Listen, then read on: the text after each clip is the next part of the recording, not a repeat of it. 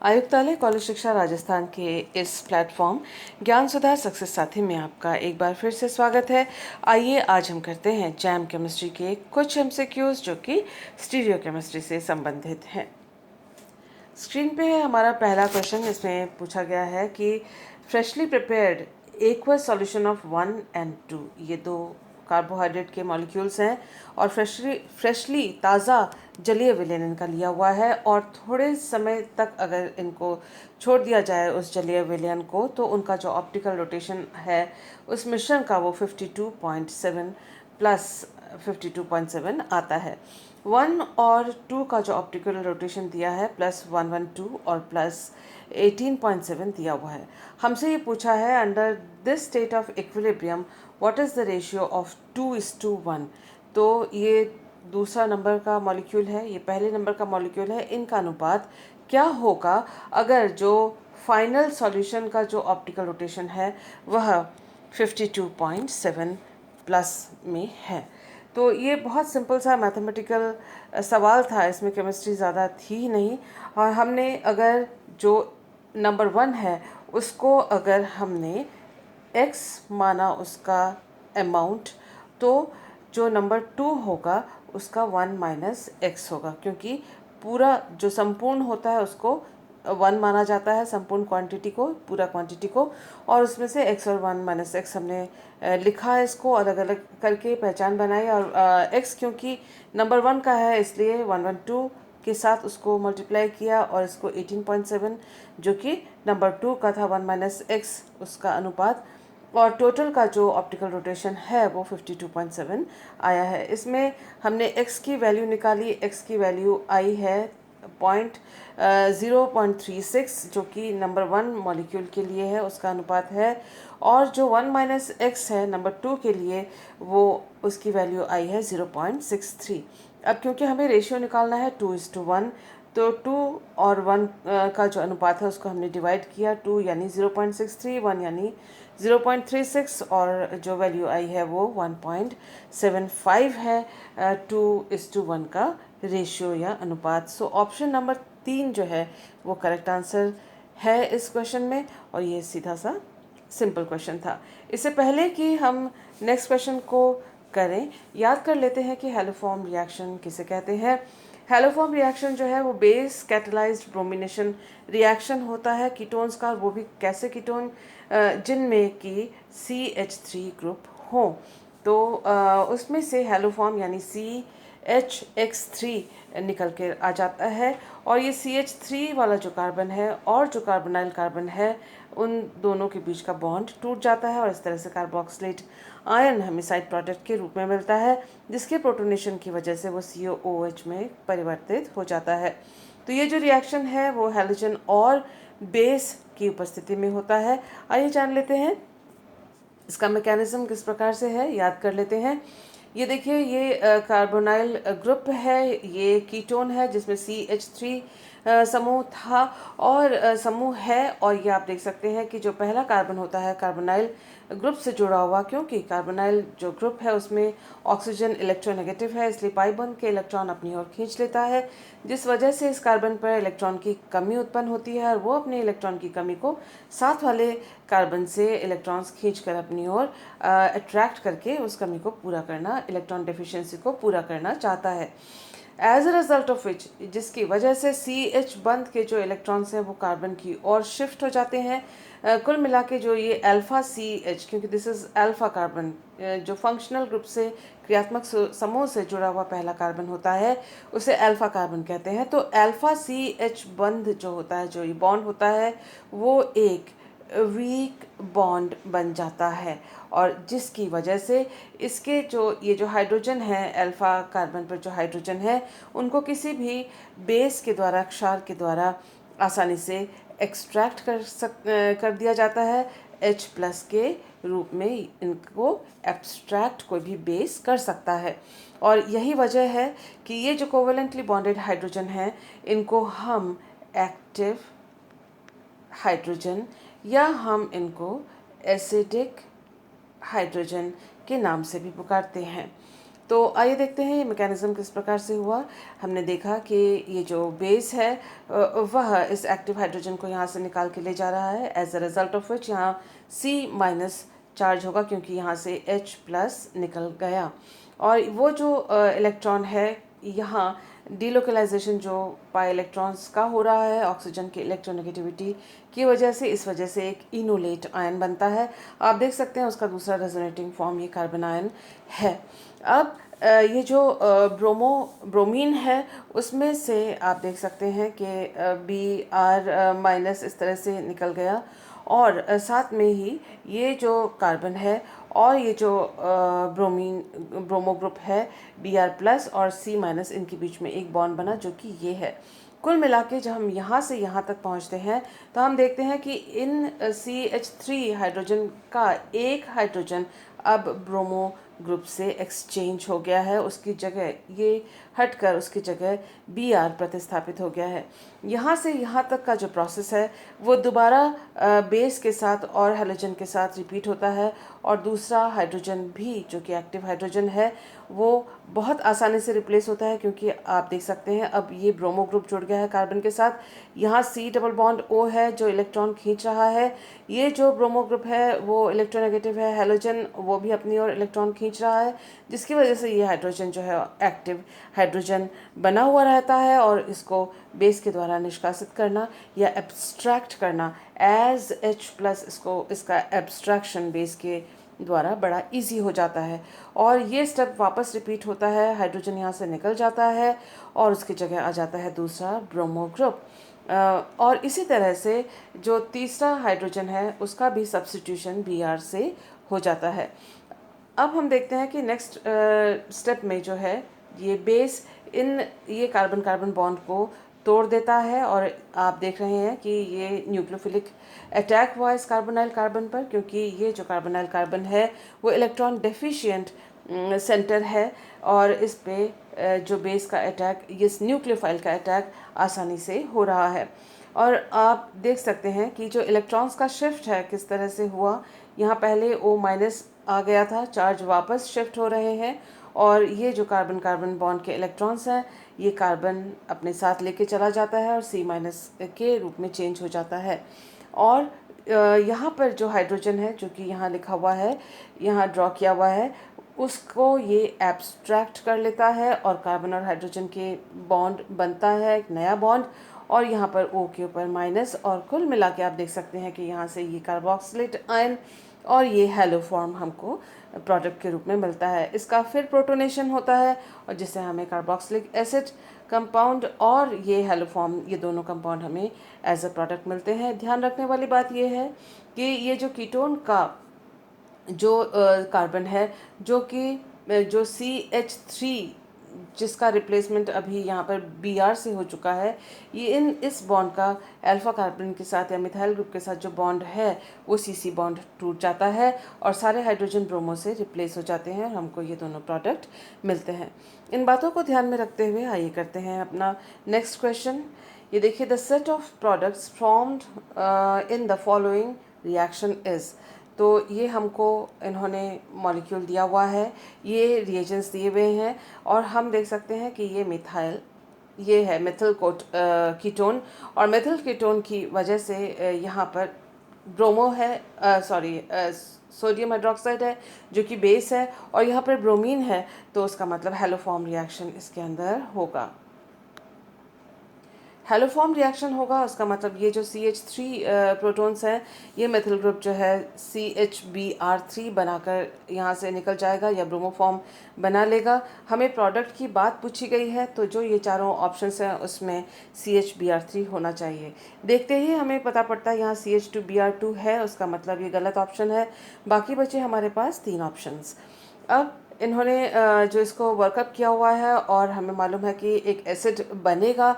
अब हम जब इस मॉलिक्यूल को देखते हैं, जो ये सबस्ट्रेट हमें दिया हुआ है, इसको अगर हम देखें तो इसमें इन कंडीशंस में रिएक्शन सिर्फ इस जगह पे होगी, यहाँ पर इस मेथिल कार्बन पे होगी, और अगर इसका हाइड्रोलिसिस होता है, वाटर इन्होंने नहीं दिया है, अगर हाइड्रोलिसिस होता तो इस एस्टर ग्रुप का हाइड्रोलिसिस भी हो जाता और COOH में कन्वर्ट हो जाता यहाँ पर, क्योंकि यहाँ पर जो हाइड्रोलिसिस के कंडीशंस नहीं है, तो ब्रोमोफॉर्म के अलावा हमको ये एसिड जो है उत्पाद के रूप में मिलेगा। अब जब हम सबस्ट्रेट की ओर देखते हैं तो हम देखते हैं सिर्फ रिएक्शन इधर ही हो रही है, ये वाला बॉन्ड टूटेगा, जैसा कि आप देख सकते हैं ये मेथिल कीटोन है क्योंकि ये CH3 ग्रुप है, और ये वाला जो कार्बन है वो कायरल कार्बन या एसिमेट्रिक कार्बन है। क्यों, वो देख लेते हैं। देखिए इस वाले कार्बन से एक CH2CH3 ग्रुप जुड़ा हुआ है, एक CH3 ग्रुप जुड़ा हुआ है, ये COOR ग्रुप जुड़ा हुआ है, ये तीनों एक दूसरे से अलग हैं, और चौथा जो यहाँ बन रहा है वो COOH ग्रुप CH2COOH ग्रुप बन रहा है। तो कुल मिला के ये चारों जो ग्रुप्स हैं 1 2 3 एंड 4, ये चारों एक दूसरे से अलग हैं, और यहाँ पर कोई भी रिएक्शन नहीं हो रहा है, जो जस का तस जैसे था वैसे का वैसा अपने प्रोडक्ट में ये हिस्सा हो जाएगा। तो हम देख सकते हैं कि यहाँ रेसिमाइजेशन का रेसिमिक मिक्सचर बनने का कोई सवाल यहाँ पर, कोई कंडीशन यहाँ नहीं हो रहा है, क्योंकि यहाँ इस कार्बन पर कोई रिएक्शन नहीं हो रही है। अब देखते हैं अपने ऑप्शंस। हमने CH2Br2 वाले ऑप्शन नंबर डी को पहले ही कैंसिल कर दिया था, बचे हैं 3, उसमें पहले में दिया हुआ है रेसिमिक, यहाँ पर भी दिया हुआ है रेसिमिक, तो ये दोनों रेसिमिक हमने कैंसिल किया, और जो हमारा ऑप्शन होगा वो है कायरल एसिड, जो कि उत्पाद के रूप में हमें प्राप्त होगा। So option number B is the correct answer. Next question को करने से पहले याद कर लेते हैं कि हाइड्रोजोन्स किन्हें कहते थे, फेनल हाइड्रोजोन्स किन्हें कहते हैं। ये देखिए आप ये देखिए आप कार्बोनाइल ग्रुप वाला कंपाउंड है, और इसमें हाइड्रोजीन के साथ रिएक्शन किया है और C डबल बॉन्ड N बना हुआ है। बाकी दोनों ग्रुप्स जो हैं जैसे इनमें लगे हुए थे वैसे के वैसे यहाँ पर जुड़े हुए हैं प्रोडक्ट में, यानी हाइड्रोजोन में। अब देख सकते हैं कि शॉर्टकट में हम इसको इस तरह से कर सकते हैं कि ये कार्बोनाइल ग्रुप हमने लिखा, ये हाइड्रोजीन लिखा, फिनाइल हाइड्रोजीन, यहाँ पर 2,4-डाइनाइट्रोफिनाइल हाइड्रोजीन को लिया गया है। इन दोनों के बीच में रिएक्शन होता है, और ये H2 और ये O हटा के आप इसमें से वाटर मॉलिक्यूल को बाहर निकाल दें, एलिमिनेट कर दें, तो और कार्बन और नाइट्रोजन के बीच में डबल बॉन्ड बन जाता है इस प्रकार से। So this is the shortcut, हालांकि ये मैकेनिज्म इस तरह से नहीं होता। आइए देख लेते हैं हाइड्रोजन के बारे में कुछ और इन्फॉर्मेशन। देखिए शॉर्टकट में हम या आप कह सकते हैं हाइड्रोजोन को हम इस तरह से रिप्रेजेंट कर सकते हैं शॉर्ट में। अब इसमें अलग अलग ग्रुप्स जो हैं इन वैलेंसीज, ये जो कार्बन के और नाइट्रोजन के जो ग्रुप्स हैं वो यहाँ पर हमने यहाँ लिखे हुए हैं, और अब देख सकते हैं कि ये अलग अलग प्रकार के ग्रुप, ये R, X, R' और Y, ये अलग अलग प्रकार के ग्रुप्स हो सकते हैं। ये एल्किल या एरल समूह हो सकते हैं, और ये Y भी H हो सकता है, और ये दोनों का जो कॉम्बिनेशन है ये अलग अलग प्रकार के समूह हो सकते हैं। लेकिन हमें अपने नेक्स्ट रिएक्शन के लिए जो फोकस करना है वो ये कि जो X है वह हाइड्रोजन हो सकता है, एल्किल हो सकता है, एरल हो सकता है, हैलोजन हो सकता है, नाइट्रो हो सकता है, एल्कॉक्सी यानी OMe या OET, इस तरह के ग्रुप्स एल्कॉक्सी ग्रुप हो सकते हैं। ये देख सकते हैं कि OC6H5 वो ऐसे ग्रुप्स हो सकते हैं। ये सारे ग्रुप्स इसके ऑप्शन में आ सकते हैं। इतने प्रकार के इतने वैरायटी के डिफरेंट कंपाउंड्स जो हैं वो हाइड्रोजोन बना सकते हैं, लेकिन शर्त यही है कि यहाँ पर C डबल बॉन्ड O होना चाहिए। बाकी ये जो ग्रुप है वो इतनी वैरायटी का हो सकता है। इस बात को ध्यान में रखते हुए let us do the next question. The total number of compounds shown below that form phenylhydrazone derivatives under acidic conditions। देखिए एसिडिक कंडीशन में ही फेनलहाइड्रोजोन जो है वो बनेगा, और हमें ये कुछ एग्जांपल्स हमें दिए हुए हैं, इनमें से हमें चुनना है कि कौन कौन से ऐसे कंपाउंड है जो कि हाइड्रोजोन फॉर्म करेंगे। तो हमने अभी जो X देखा वो X ये हो सकते हैं, और ये देखिए कार्बोनाइल ग्रुप का शर्त है वो ये फुलफिल कर रहे हैं। यहाँ कार्बोनाइल ग्रुप है, ये X जो है OH है, X यहाँ पर ACT है, X यहाँ पर NH2 है। तो ये सारे जो कंपाउंड्स हैं वो इन सभी में से ये 5 कंपाउंड्स हैं जो कि हाइड्रोजोन्स बना सकते हैं। ये बहुत डायरेक्ट और इजी क्वेश्चन था, बस ये जानने की ज़रूरत थी हमें कि एल्डिहाइड और कीटोन के अलावा दूसरे प्रकार के कंपाउंड्स भी हाइड्रोजोन्स देते हैं। इससे पहले कि हम अपना नेक्स्ट क्वेश्चन करें, याद कर लेते हैं हम 1-2 शिफ्ट को। एक तरह का रीअरेंजमेंट है और ये 1-2 शिफ्ट एल्काइल शिफ्ट हो सकता है या फिर ये हाइड्राइड शिफ्ट हो सकता है, यानी हाइड्रोजन ग्रुप का शिफ्ट हो सकता है या एल्किल समूह का शिफ्ट हो सकता है इसमें। और शिफ्ट का जो ड्राइविंग फोर्स है, जो मेन इसका जो पीछे कारण है, that is more stable carbonium ion का बनना, अधिक स्थायी कार्बोनियम आयन का बनना। आप देख सकते हैं 2 एग्जांपल्स हमारे सामने हैं जो कि बहुत कॉमन है। आप देख सकते हैं कि जो फर्स्ट एग्जांपल है that is secondary carbonium ion, यहाँ पर उसके साथ वाला जो कार्बन है वो टर्शरी कार्बन है, और टर्शरी कार्बन के साथ उसका मतलब उसके पास एक हाइड्रोजन है। ऐसे में अगर ये हाइड्रोजन शिफ्ट होता है तो ये जो सेकेंडरी कार्बोनियम आयन है वो टर्शरी कार्बोनियम आयन में शिफ्ट में कन्वर्ट हो जाता है इस रीअरेंजमेंट या पुनर्विन्यास के द्वारा, जिसमें हाइड्रोजन जो 1 नंबर एटम से 2 नंबर एटम में शिफ्ट हो रहा है। ये ध्यान में रखिएगा कि ये 1 और 2 जो नंबरिंग है वो IUPAC के अकॉर्डिंग नहीं है। ये 1-2 नंबर जो है वो रिएक्शन को या रीअरेंजमेंट को समझाने के लिए लिखा गया है। ठीक उसी तरह से आप ये पूछ सकते हैं कि क्यों ना हम इस एल्किल ग्रुप को शिफ्ट कर देते, इस मेथिल ग्रुप को शिफ्ट कर देते। देखिए, अगर हमने इस हाइड्रोजन को यहाँ रखा हुआ होता और मेथिल ग्रुप को यहाँ पर शिफ्ट कर दिया होता तो आप देख सकते हैं उसके नतीजे से जो कार्बोनियम आयन बनता वो सेकेंडरी ही बनता। तो यहाँ पे भी सेकेंडरी कार्बोनियम आयन और यहाँ पे भी सेकेंडरी कार्बोनियम आयन, तो उसका मतलब इस कंडीशन में एल्किल ग्रुप का शिफ्ट होना कोई मायने नहीं रखता।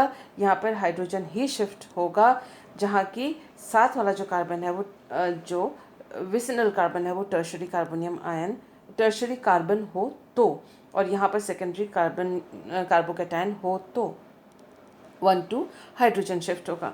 दूसरा एग्जांपल हमारे पास है, ये भी सेकेंडरी कार्बोनियम आयन का या सेकेंडरी कार्बोकैटायन का एग्जांपल है।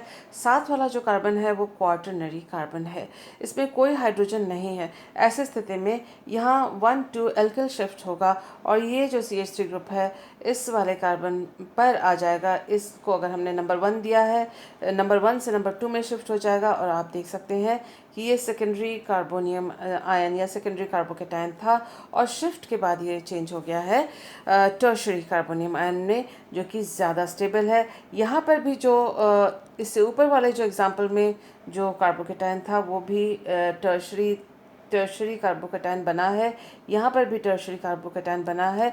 और आप देख सकते हैं कि पहले में 1-2 हाइड्राइड शिफ्ट और दूसरे में 1-2 एल्किल शिफ्ट की वजह से ज़्यादा स्टेबल कार्बोकैटायन हमें प्राप्त हुआ है, तो इसीलिए इस तरह के शिफ्ट होंगे। हमारे पास नेक्स्ट क्वेश्चन है the number of possible mono alkylated product formed in Friedel-Crafts reaction of anisole with 2-chloro-3-methyl butane in the presence of anhydrous aluminium trichloride at 50 degree centigrade. देखिए, इसमें जो हमें मालूम होना चाहिए, जिस पे हमें ध्यान देना चाहिए, वो कि एनिसोल का स्ट्रक्चर क्या है वो हमें मालूम होना चाहिए, 2-chloro-3-methyl ब्यूटेन क्या है वो हमें मालूम होना चाहिए। तो ये हम दोनों स्ट्रक्चर्स को हमने लिखा और देखते ही, क्योंकि एनहाइड्रस एल्यूमिनियम ट्राइक्लोराइड है यानी ये फ्रीडल-क्राफ्ट्स रिएक्शन है ही, और हम देख सकते हैं कि इसमें से Cl निकलेगा और ये बनाएगा एक इलेक्ट्रोफाइल और इस पर होगा इलेक्ट्रोफिलिक सब्स्टिट्यूशन रिएक्शन। अब जो ये ग्रुप है वो ऑर्थो पैरा डायरेक्टिंग ग्रुप है, यानी जो इलेक्ट्रोफाइल इससे बनेगा वो यहाँ और यहाँ, या आप कह सकते हैं इन दोनों जगहों पे ऑर्थो पैरा डायरेक्शंस पे पोजीशन पे अटैक होगा। अब जब हम इसको Cl को हटाते हैं, जो कार्बोनियम आयन हमें मिल रहा है वो सेकेंडरी कार्बोकैटायन हमें प्राप्त हो रहा है। हम अगर दोनों तरफ इसके देखते हैं तो यहाँ से CH3 ग्रुप है और इसमें हाइड्रोजन्स हैं। इसका अगर हाइड्रोजन शिफ्ट होता है तो यहाँ पर प्लस चार्ज आएगा, जो कि प्राइमरी कार्बोनियम आयन या प्राइमरी कार्बोकैटायन देगा, जो कि ज़्यादा स्टेबल नहीं है, इसलिए CH3 की तरफ से कोई शिफ्ट नहीं होगा। दूसरी तरफ से हमने अगर यहाँ पर देखा तो हम देख रहे हैं कि ये टर्शरी ग्रुप है और यहाँ पर एक हाइड्रोजन है जिसका 1-2 शिफ्ट हो सकता है। जैसे ही हाइड्रोजन का 1-2 शिफ्ट होगा वैसे ही ये जो सेकेंडरी कार्बोकेटायन है, इस हाइड्रोजन के यहाँ आने पर यहाँ हाइड्रोजन हट जाएगा और ये प्लस चार्ज यहाँ आ जाएगा, यानी टर्शरी कार्बोनियम आयन में ये परिवर्तित हो जाएगा। यानी अभिक्रिया मिश्रण, अगर रिएक्शन हो रही है तो अभिक्रिया मिश्रण में दो तरह के कैटायन्स हमारे पास होंगे, एक तो सेकेंडरी और एक टर्शरी। हमारे पास अटैकिंग साइट दो हैं, ऑर्थो और पैरा, और इन्होंने 50 डिग्री सेंटीग्रेड बोला हुआ है, तो मोनो सब्स्टिट्यूशन की बात कर रहे हैं हम। और यहाँ पर देख सकते हैं कि दो तरह के जो कैटायन हैं, एक सेकेंडरी और एक टर्शरी कार्बोकेटायन, सेकेंडरी कार्बोकेटायन और टर्शरी कार्बोकेटायन। तो ये टर्शरी भी ऑर्थो में बनाएगा प्रोडक्ट और पैरा में अटैक करेगा। सेकेंडरी की मात्रा रिएक्शन मिक्सचर में कम होगी, ये माइनर प्रोडक्ट देगा, लेकिन ये भी ऑर्थो और पैरा में अटैक करके, इलेक्ट्रोफिलिक अटैक करके प्रोडक्ट देगा। तो 1, 2, 3 और 4, तो टोटल 4 प्रोडक्ट्स बनेंगे, जिसमें से जो टर्शरी कार्बोनियम आयन से बनेंगे वो होंगे मेजर प्रोडक्ट और जो सेकेंडरी से बनेंगे वो बनेंगे माइनर प्रोडक्ट। तो इस तरह से हमारा इस क्वेश्चन का आंसर है 4, क्योंकि 4 तरह के प्रोडक्ट्स इसमें बनेंगे। तो देख लेते हैं कि किस तरह से हुआ। बहुत इजी रिएक्शन था ये 2-chloro-3 मेथिल ब्यूटेन है। एल्यूमिनियम ट्राइक्लोराइड के प्रेजेंस में Cl- निकल जाता है, कार्बोकेटायन बन रहा है। सेकेंडरी कार्बोकेटायन जो कि लेस स्टेबल है, 1-2 हाइड्राइड शिफ्ट हुआ है जैसा कि आप देख रहे हैं। और इस तरह से टर्शरी कार्बोकेटायन जो कि मोर स्टेबल है, अधिक स्थायी है, वो ज़्यादा बनता है। इलेक्ट्रोफिलिक सब्स्टिट्यूशन रिएक्शन हुआ एल्यूमिनियम ट्राइक्लोराइड के प्रेजेंस में फ्रीडल-क्राफ्ट रिएक्शन के द्वारा। और आप देख सकते हैं पॉसिबल, संभव कितने प्रोडक्ट्स हैं, ये 4 प्रोडक्ट्स संभव हैं। ये रहा पैरा जो टर्शरी से बना है, ये पैरा सब्स्टिट्यूटेड प्रोडक्ट जो कि सेकेंडरी से बना है, ये ऑर्थो सब्स्टिट्यूटेड प्रोडक्ट जो कि टर्शरी से बना है, और ये ऑर्थो सब्स्टिट्यूटेड प्रोडक्ट जो कि सेकेंडरी कार्बोकेटायन से बना है। तो इस तरह से 4 प्रोडक्ट संभव हुए, जो कि करेक्ट आंसर है। इससे पहले कि नेक्स्ट क्वेश्चन करें, याद कर लेते हैं एमिनो फिनॉल्स के बारे में, एमिनो साइक्लोहेक्सेनॉल के बारे में। देखिए एमिनो साइक्लोहेक्सेनॉल के ऊपर डी एमिनेशन वाले क्वेश्चन नेट में और JRF में दोनों में आते हैं, तो इसको थोड़ा ध्यान से देखिएगा। ये देखें कि यहाँ पर जो रिएक्शन हम याद कर रहे हैं वो है रिंग कॉन्ट्रैक्शन का। ये 6 सदस्यीय या 6 मेंबर रिंग है, उससे 5 सदस्यीय या 5 मेंबर रिंग प्रोडक्ट के रूप में बन रहा है। ये 6 मेंबर रिंग है, ये है 5 मेंबर रिंग, ये 6 मेंबर रिंग है, ये है 5 मेंबर रिंग। एक तो ये देखा हमने कि रिंग कॉन्ट्रैक्शन हुआ। दूसरी बात ये है कि जो CHO ग्रुप है वो उसी दिशा में है जहाँ पर NH2 ग्रुप जहाँ पर था उसी दिशा में है। दूसरी बात जो हमने एक और देखी है, एक और बात हमें जो यहाँ इसमें नोट करनी है, क्योंकि इसका डायजोटाइजेशन हुआ है N2+ और इसमें से फिर नाइट्रोजन का एलिमिनेशन हुआ है, और जो एलिमिनेशन के लिए आ रही है बॉन्ड धकेल के बाहर जो निकाल रहा है इस N2 को, वो इक्वेटोरियल जो नाइट्रोजन है, इक्वेटोरियल NH2 है, उसके ऑपोजिट वाला जो रिंग का बॉन्ड है, CC बॉन्ड है, उसके इलेक्ट्रॉन्स शिफ्ट हो रहे हैं और उसको पुश करके बाहर निकाल रहे हैं। हमें जो यहाँ ध्यान देना है एक और बात पर, वो ये कि चाहे OH एक्सियल हो चाहे OH इक्वेटोरियल हो, NH2 दोनों ही केस में इक्वेटोरियल में है। यानी एमिनो साइक्लोहेक्सेनॉल में अगर NH2 इक्वेटोरियल में है तो जो रिंग कॉन्ट्रैक्शन होगा और 6 मेंबर्ड से 5 मेंबर्ड रिंग प्रोडक्ट के रूप में बनेगा। ये मैटर नहीं करता कि OH एक्सियल है कि OH इक्वेटोरियल है। जो CHO बॉन्ड, CHO ग्रुप तैयार हो रहा है, इस सभी की वजह से वो उसी डायरेक्शन में है जिस डायरेक्शन से पहले NH2 ओरिजिनल मॉलिक्यूल में सबस्ट्रेट में जुड़ा हुआ था। इन सभी बातों को ध्यान में रखते हुए आइए करते हैं अपना नेक्स्ट क्वेश्चन। यहाँ दिया हुआ है on reaction with NaNO2 and HCl which of the following amino alcohols will yield product P। तो ये हमें प्रोडक्ट P दिया हुआ है। तो इसको हम दो तरह से कर सकते हैं, दोनों ही इजी हैं। देखिए सबसे पहले जो हमने याद किया था कि NH2 इन सभी, ये देखिए एमिनो साइक्लो हेक्सेनॉल्स हैं, ये चारों के चारों ऑप्शंस।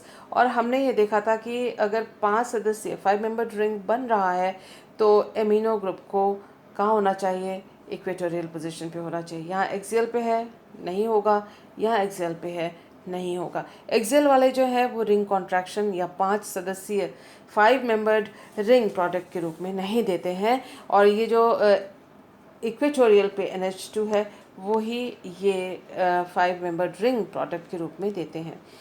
दूसरा थोड़ा सा मुश्किल है, या थोड़ा सा इससे मुश्किल तो नहीं लेकिन कॉम्प्लिकेटेड है, वो ये कि जहाँ NH2 है वहाँ CHO उसी दिशा में जुड़ा हुआ होगा। तो एक और चीज़ है इस मॉलिक्यूल में, ये जो टर्शरी ब्यूटाइल ग्रुप है वो ऊपर की तरफ है, यहाँ भी ऊपर की तरफ है। और NH2 कहाँ नीचे है, NH2 यहाँ नीचे है, यहाँ नीचे है, यहाँ ऊपर है, यहाँ ऊपर है। तो CHO उसी दिशा में होगा जिस दिशा में NH2 है। तो अगर ये टर्शरी ब्यूटाइल ग्रुप ऊपर की तरफ है जो कि मोटी लाइन से यहाँ दिखाया हुआ है, NH2 जो है वो नीचे की तरफ है जो कि यहाँ प्रोडक्ट में उसकी जगह पे CHO नीचे की तरफ दिखाया हुआ है। तो ये एक और तरीका है इसको फाइंड आउट करने के लिए। और आप देख सकते हैं जो ऊपर की तरफ NH2 वाले समूह हैं उनको हमने कैंसिल आउट किया, and these two are the answers. तो दोनों तरह से इस क्वेश्चन तक आप आंसर तक पहुँच सकते हैं, दोनों ही ईजी थे। And thank you for being with me.